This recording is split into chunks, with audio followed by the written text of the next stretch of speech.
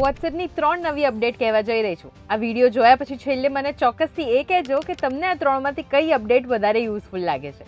હાય, હું છું હેલી. તો સૌથી પહેલી છે સ્પોઇલર ફોર્મેટિંગ.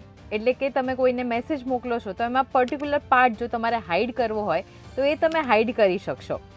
પરફેક્ટ છે સરપ્રાઇઝીસ, બર્થડેઝ માટે, મૂવી સ્પોઇલર્સ માટે, ઇનફેક્ટ સિક્રેટ મેસેજીસ માટે આ સ્પોઇલર ફોર્મેટ બહુ જ કામ લાગશે.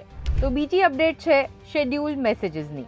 યસ, એક્ઝેક્ટલી ઇન્સ્ટાગ્રામની જેમ હવે તમે વોટ્સએપ ચેટમાં પણ તમારા મેસેજીસને શેડ્યુલ કરી શકશો.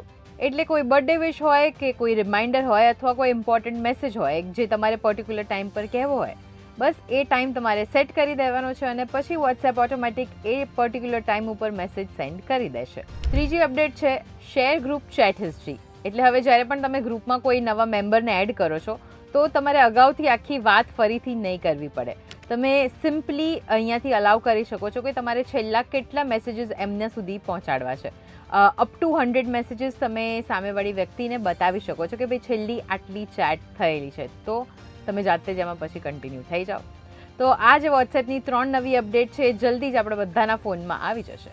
તો આમાંથી કઈ અપડેટ તમને સૌથી વધારે યુઝફુલ લાગી રહી છે, જેનો યુઝ તમે સૌથી વધારે કરવાના છો, અમને કમેન્ટ્સમાં ચોક્કસથી કહેજો. અને આવા જ ઇન્ફોર્મેટિવ ન્યૂઝ માટે ગુજરાત સમાચારના પેજને ફોલો કરી લેજો.